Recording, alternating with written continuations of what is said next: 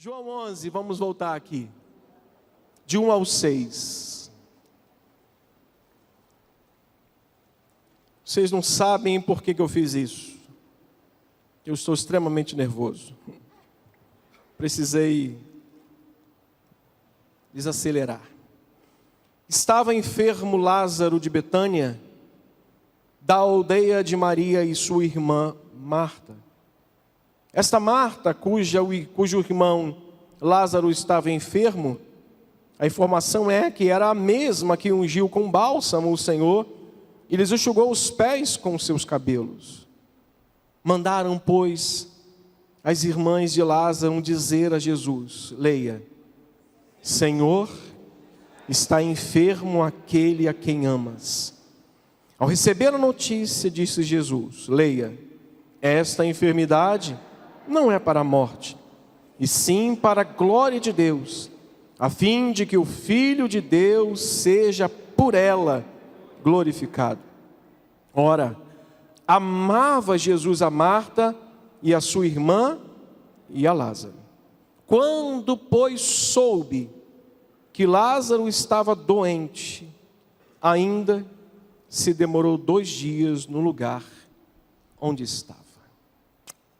Até aqui, 6 versículos. Nosso Deus e Pai, prepare os nossos corações para ouvirmos essa breve reflexão. Peço a graça e a bênção e a unção do Teu Espírito, para que eu transmita com fidelidade, com simplicidade, a Sua palavra ao Teu povo, nos preparando assim para os elementos que estaremos recebendo e nos alimentando dele em nome de Jesus. Amém. Ocupe o seu lugar.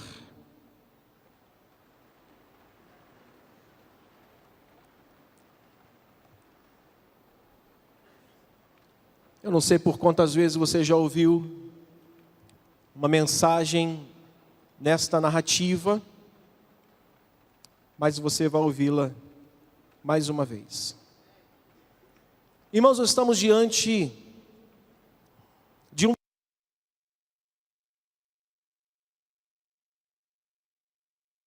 no que se refere à grandeza e à simplicidade, irmãos, dessa narrativa de João, dessa história que João conta aqui. Jamais, irmãos, foi escrito algo tão semelhante a essa passagem. Estamos diante de um texto cheio de grandezas, de notabilidade, algo que marcou o Novo Testamento, e a notabilidade dessa passagem é exatamente por isso, é devido ao relato de um milagre, irmãos, que não foi registrado em nenhum outro evangelho, que foi o relato da ressurreição de Lázaro.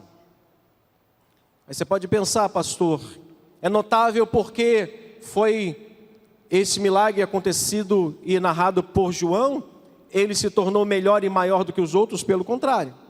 Não que os outros, irmãos, sejam milagres menores, não que os outros milagres registrados sejam de menor valor, pelo contrário.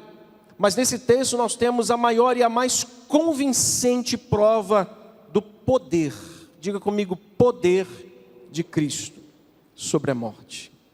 Nós temos aqui então a prova maior e mais convincente do poder de Jesus sobre a morte, porque Lázaro estava morto há 96 horas.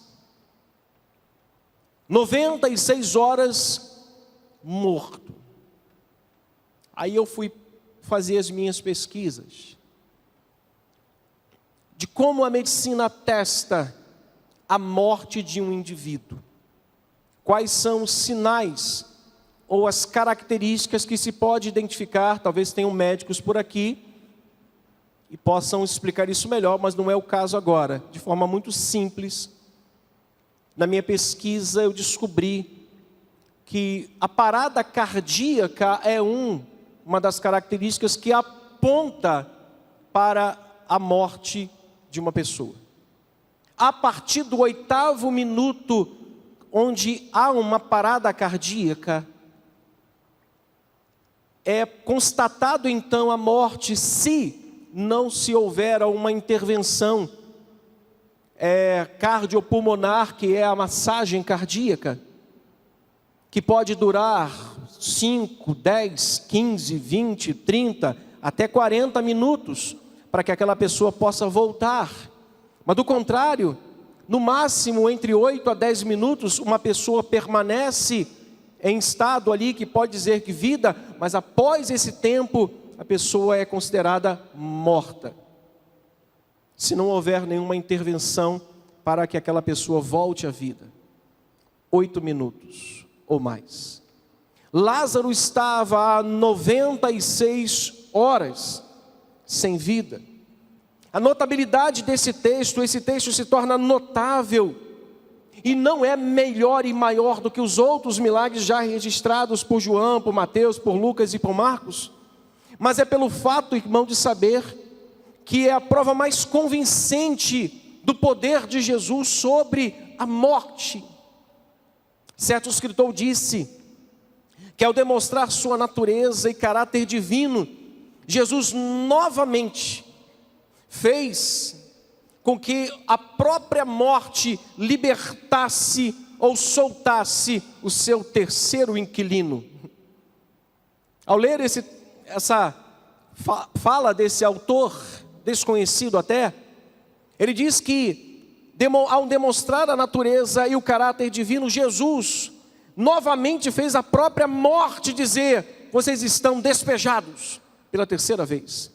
A primeira vez ele fez isso com o filho da viúva de Naim, morto, e ele traz à vida aquele menino. A primeira prova cabal, convincente do poder que Jesus tinha sobre a morte.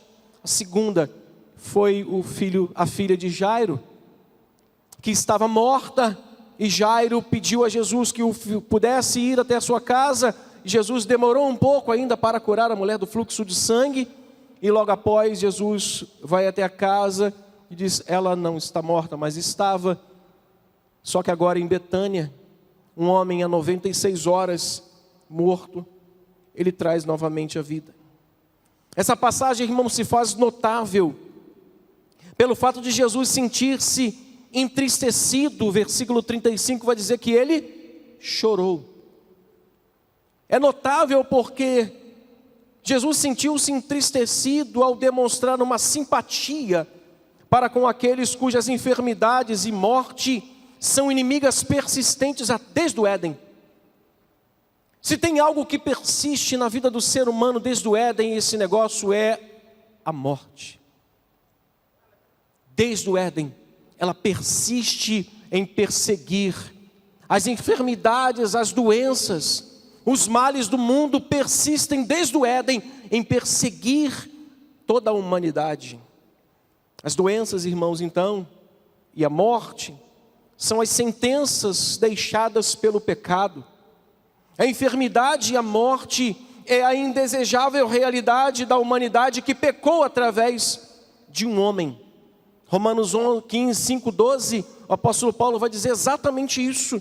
Portanto, assim como por um só homem entrou o pecado no mundo, e pelo pecado a morte, assim também a morte passou a quem? A todos os homens. Por que razão? Porque todos os homens pecaram. Então, irmãos, nós precisamos viver com a indesejável realidade da que a humanidade pecou através de um homem, e as enfermidades e a morte são a companhia indesejável que cada ser humano precisa aprender a conviver. Essa passagem também é notável, porque Jesus demonstraria antecipadamente, louvado seja Deus por isso. Ela é notável porque mais uma vez Jesus iria demonstrar, só que agora antecipadamente, que a morte, irmãos, perderia totalmente o seu poder sobre todo aquele que crer em Cristo. Jesus estava em Betânia, capítulo 11. Capítulo 12 ele vai fazer discursos orientando. Capítulo 13 ele reúne seus discípulos para começar a prepará-los para partir do capítulo 18 ele enfrentar um Getsêmani, ele enfrentar uma sentença, um julgamento e sentença, e ele enfrentar uma cruz e morrer e vencer a morte através da sua morte. Diga comigo: a morte de Jesus aniquilou o poder da morte. Você pode dizer isso mais uma vez? A morte de Jesus aniquilou o poder da morte.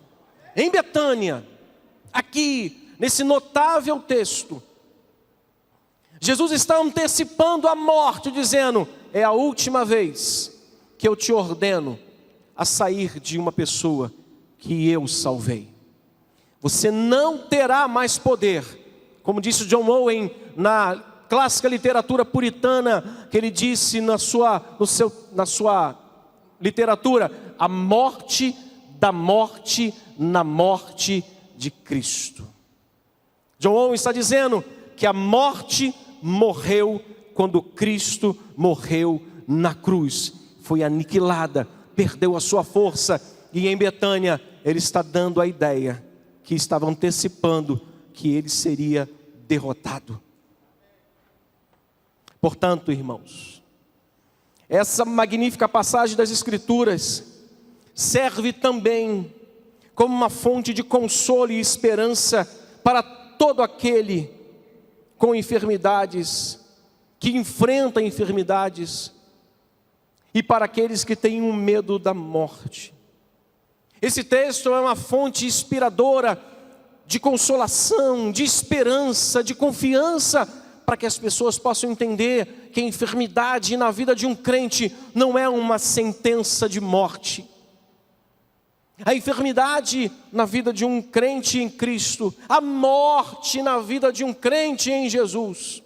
Dia 1º de janeiro de 2025, às 13 horas eu estava fazendo um sepultamento no Jardim da Saudade.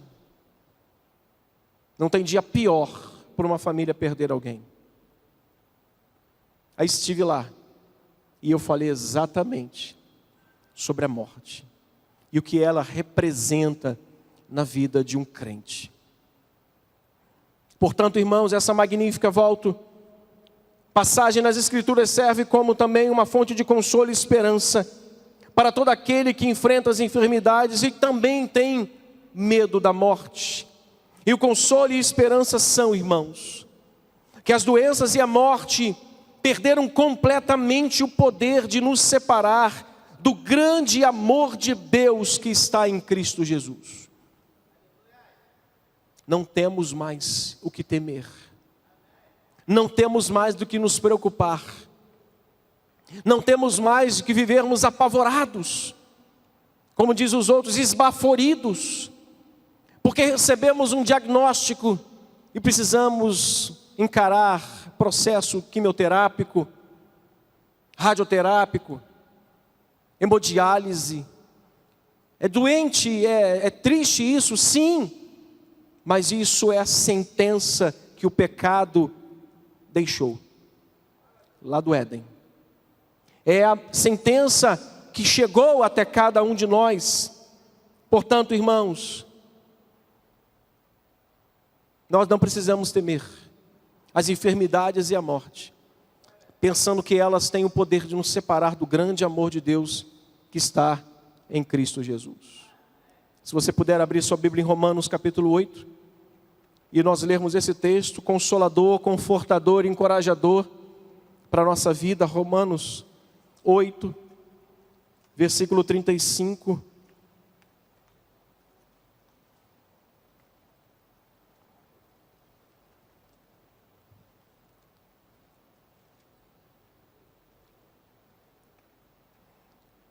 Creio que todos acharam, vamos ler juntos, por favor. Quem nos separará do amor de Cristo? Vamos juntos bem forte. Será a tribulação, ou a angústia, ou a perseguição, ou a fome, ou a nudez, ou perigo, ou a espada? Como está escrito: por amor de ti somos entregues à morte o dia todo. Fomos considerados como ovelhas para o matadouro. Bem forte, em todas estas coisas, porém, somos mais do que vencedores, por meio daquele que nos amou. Mãozinha direita levantada, diga: porque eu estou bem certo de que nem a morte, nem a vida, nem os anjos, nem principados, nem coisas do presente, nem do porvir, nem os poderes, nem a altura, nem a profundidade, nem qualquer outra criatura poderá separar-nos do amor de Deus que está em Cristo Jesus, o nosso Senhor. Glórias ao nome de Jesus, glórias ao nome do Espírito Santo, glórias ao nome do Pai.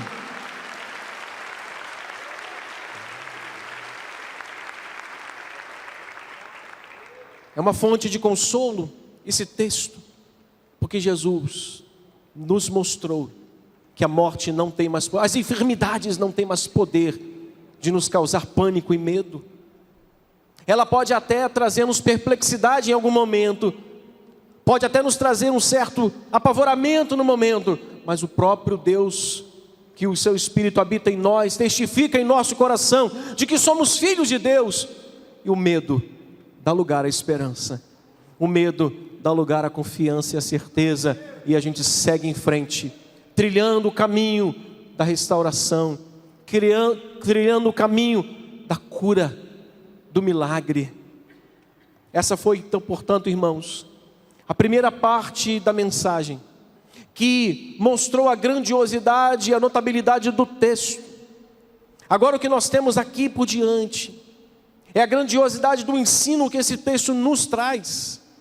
A notabilidade desse texto é que ela traz uma grandiosidade de ensinos para a nossa vida, nesses 6 pequenos versículos que nós lemos aqui. E esses 6 primeiros versos aqui nos apresentam 3 pilares da realidade da vida de um cristão, enquanto ele estiver neste mundo. Olhe para mim, enquanto nós estivermos neste mundo, algumas realidades, algumas coisas vão acontecer conosco, algumas coisas vão acontecer, e você vai se perguntar por quê e para quê, e não vai entender absolutamente nada. Mas esse texto nos ensina isso. Em primeiro lugar, nos ensina que as doenças e os problemas também podem nos atingir. Não vou dizer para você falar para o teu irmão, senão ele vai repreender. Ele está amarrado. Se você disser para ele que agora a doença vai te atingir, ele está bem assim, ó. Ele faz figa na mão, faz figa no pé, faz figa na mente, como se desse resultado. Mas deixa eu te falar uma coisa. O que esse texto nos fornece como ensinamento, além de mostrar a grandiosidade de Deus em Cristo, no seu poder sobre a morte e as enfermidades, ele também nos fornece mensagem de ensino e realidades que nós vamos precisar conviver com elas antes, aliás, até Jesus voltar, ou até dormirmos no Senhor. E a realidade é essa, em primeiro lugar, que as doenças e problemas também podem atingir a cada um de nós. Certo ou errado? Vamos para o texto? Vamos deixar o texto falar? O que o texto fala para você? Qual a informação que nós temos no texto no versículo 1 e 2? Vamos ler? Estava enfermo quem? Lázaro. Leia o texto restante. De Betânia, da aldeia de Marta e de sua irmã Maria e de sua irmã Marta. Olha a informação, esta Maria, cujo irmão Lázaro estava enfermo, era a mesma, olha que a informação que o texto traz, era a mesma que ungiu com bálsamo. Lembra do episódio? Que marcou, que indignou o dono da festa, o anfitrião que convidou Jesus. Você está lembrado de que o texto está me informando de que Lázaro, um homem piedoso, justo, amigo de Jesus, que Jesus o amava, junto com as suas 2 irmãs piedosas, que uma delas teve um gesto que foi enaltecido pelo próprio Jesus, dizendo o seguinte: meu irmão, você está julgando uma mulher e você não fez nada do que ela fez. Você me convidou para uma festa, você não lavou os meus pés. Essa mulher, desde a hora que eu cheguei, ela chora, lava os meus pés e enxuga com seus cabelos. Você não me deu um ósculo. Essa mulher, desde que cheguei, ela não para de beijar-me. Você não ungiu a minha cabeça quando eu cheguei na sua festa. Esta mulher, desde a hora que eu cheguei, pegou o seu melhor e deu a mim, e dela não será tirado o que lhe pertence. Qual o texto? O que o texto está me informando? O texto está me informando exatamente esse ensino para nós. Que, irmãos, as doenças e os problemas também podem atingir pessoas piedosas como você, famílias cristãs como a sua e a minha. Problemas podem tocar a campainha da sua casa e da minha. Doenças podem mandar um WhatsApp e dizer: estou chegando. Doenças e problemas podem atingir, e os versos 1 e 2 nos mostram isso, irmãos. O texto nos informa que Lázaro é um homem que Jesus amava, irmão de duas mulheres piedosas que as Escrituras falam delas. Mesmo com a proximidade de Jesus com essa família, mesmo com o testemunho piedoso desta família, vai se enquadrando nessa família e colocando a sua. Lázaro ficou doente. Mesmo com a família tendo uma íntima comunhão com Jesus e amizade, mesmo com uma família extremamente rigorosa, piedosa, religiosa, seu irmão caiu doente. Quem poderia, irmãos, imaginar que isso aconteceria com uma família que tinha tanta intimidade com Jesus? Certamente com todo o seu poder, Jesus, irmãos, poderia ter impedido essa doença. Jesus poderia ter curado Lázaro, mesmo antes dele identificar que estava doente. Ele já poderia, com seu poder, colocar as mãos sobre Lázaro e dizer: Lázaro, vejo como profeta que uma doença vai chegar a você, mas antes que chegue, como teu amigo, como pessoa que te ama, eu te curo. Ele poderia ter feito isso, impedido a doença.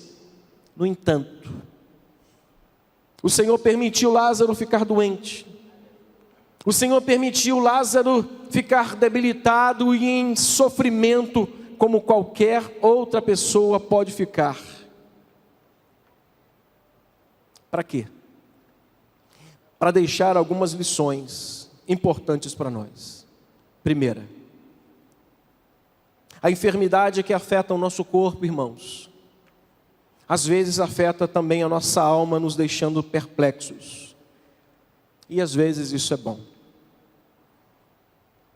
Às vezes a doença que afeta a carne e o sangue também afetam a alma. E eu digo, às vezes isso é bom. Bom por quê, pastor? Você vai entender já já. A enfermidade, irmãos, tende a nos afastar das afeições das coisas desse mundo e nos dirigir mais o nosso olhar para as coisas do alto. Conhece alguém que mudou radicalmente suas afeições do campo terreno para o campo celestial, depois da enfermidade? Quantos conhecem?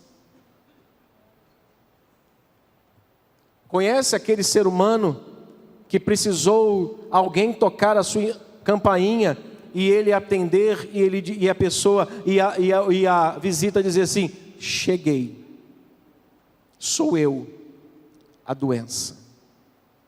E chega, e aquela pessoa afeiçoada com o mundo, afeiçoada com o trabalho, afeiçoada com seus projetos de vida e desafeiçoada e pouco importando com as coisas do alto, essa pessoa acaba agora dirigindo o seu olhar para Deus.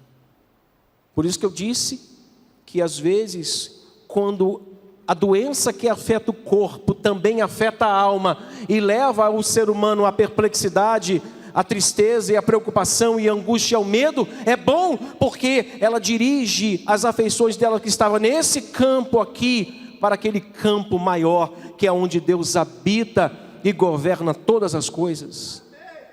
As enfermidades, irmãos, nos impulsiona a uma vida de maior piedade. As enfermidades, as doenças e os problemas, às vezes, quando tocam a nossa campainha, nos impulsiona a algumas práticas da vida cristã que estavam sendo esquecidas, deixadas de lado, não mais vividas, tais como ler a palavra de Deus.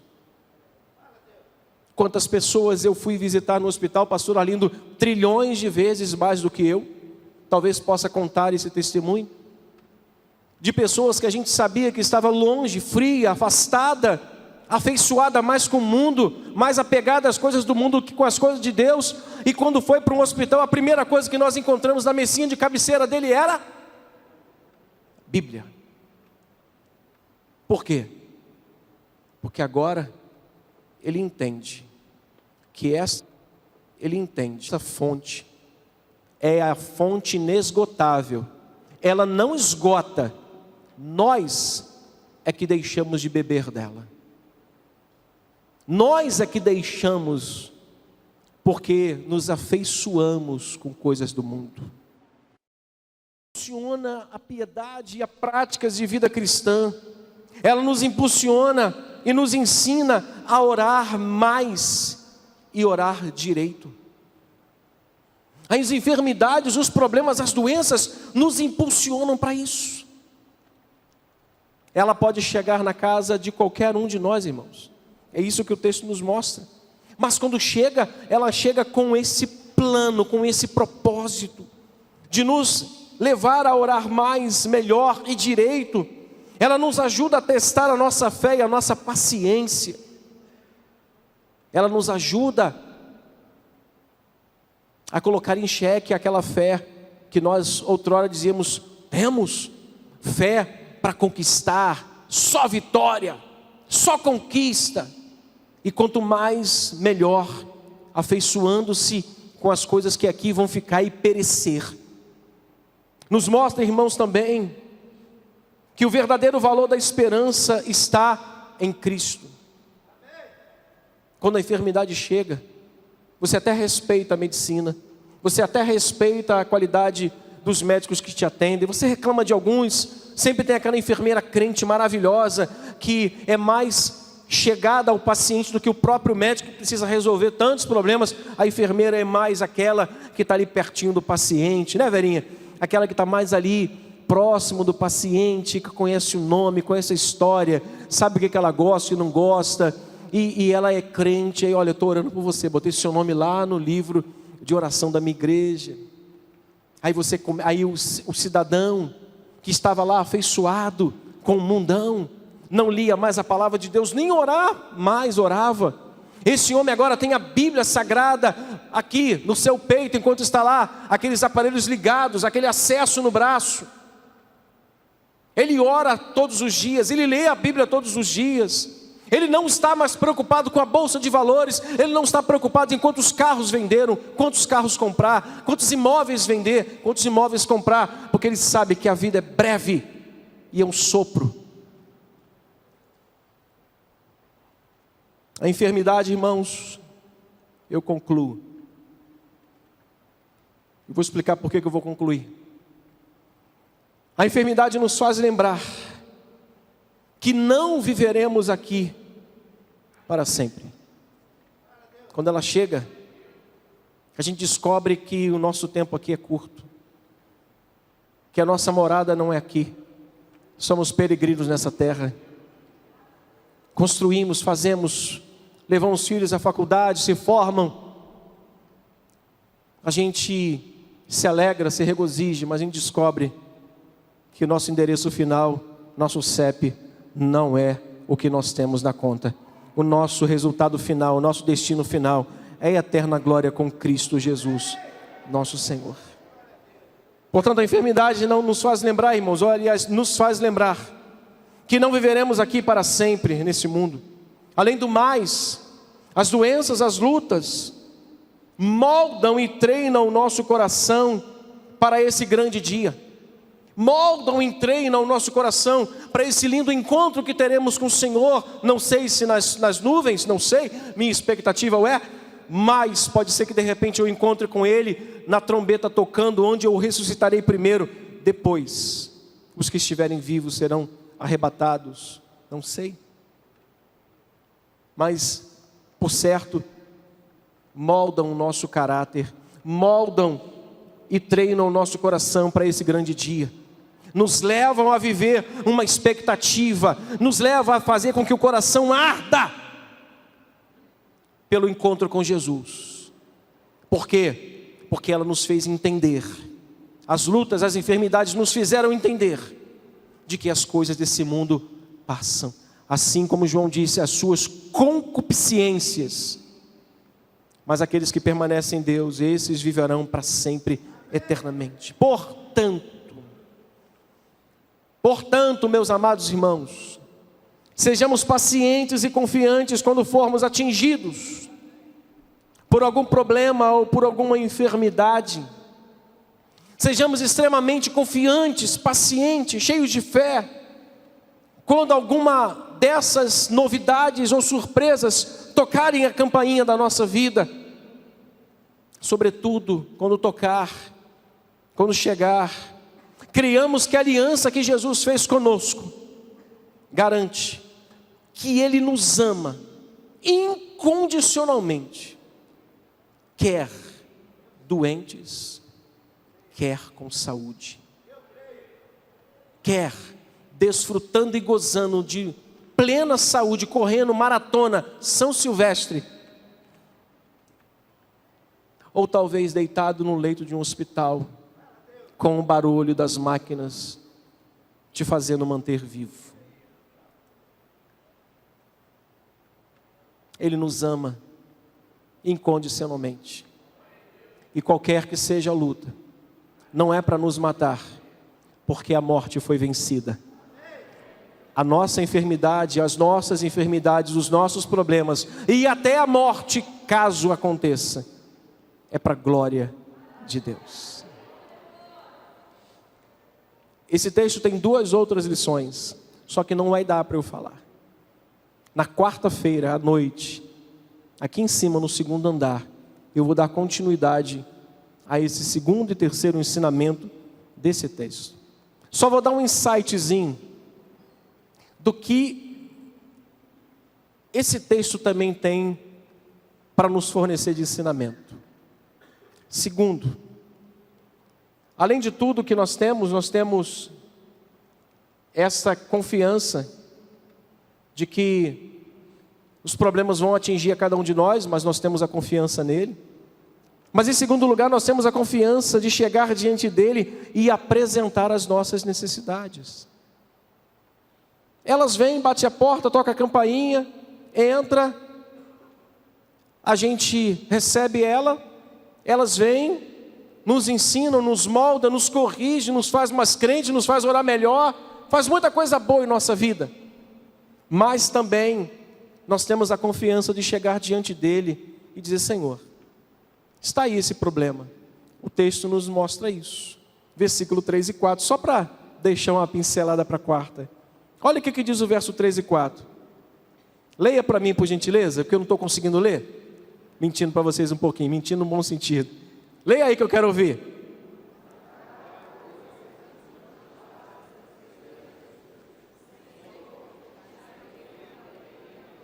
Leia de novo só o versículo final. Senhor. Você sabe o que me chamou a atenção? É que o desespero que as pessoas às vezes têm com a chegada da enfermidade, da doença, do problema, faz com que as pessoas busquem recursos aqui na terra, até lícitos, que são recursos do ore por mim. Já viu aquele irmão que nunca pede oração, nunca vem na oração, mas quando tem um problema, ele fala com todo mundo. Ele é mais visto na igreja do que o próprio bispo. Já viu? Conhece alguém assim? Não diga que você conhece. Aquele irmão que quase não vem na igreja, porque ele está afeiçoado com o seu trabalho. Ele está apaixonado com a possibilidade de ficar rico até os 50. Aí só que na campainha da casa dele tocou, não mandou nem recado. Aí a enfermidade chegou. Aí encontraram ele no hospital, chegou no hospital, o cara está lendo Bíblia, orando. Aí daqui a pouquinho, antes disso, ele está na igreja, em todos os cultos. Ele chega primeiro que o Roberto e o Paulo André. Chega primeiro do que o Roberto, Diácono Roberto e o Paulo André. O bispo, quando chega na igreja, vê o irmão, rapaz, já está crente mesmo. Não, irmão, é enfermidade. Chegou, bateu na porta dele. Aí a gente começa a buscar o recurso de orar, de clamar. O que me chama a atenção é como Marta e Maria endereçaram seu pedido a Jesus. Senhor, está enfermo quem tu amas. Ponto. Só isso. Foi a oração que aquelas irmãs fizeram para Jesus. Mas a gente não. Nós temos a cultura de falar, eu determino que esta enfermidade vá embora. Marta e Maria não fizeram isso. Ela só disse a Jesus, lembra Jesus, que o Senhor ama este homem e ele está enfermo. Falarei sobre isso. Esse ensino poderoso desse texto para a nossa vida na próxima quarta-feira à noite. Vamos orar?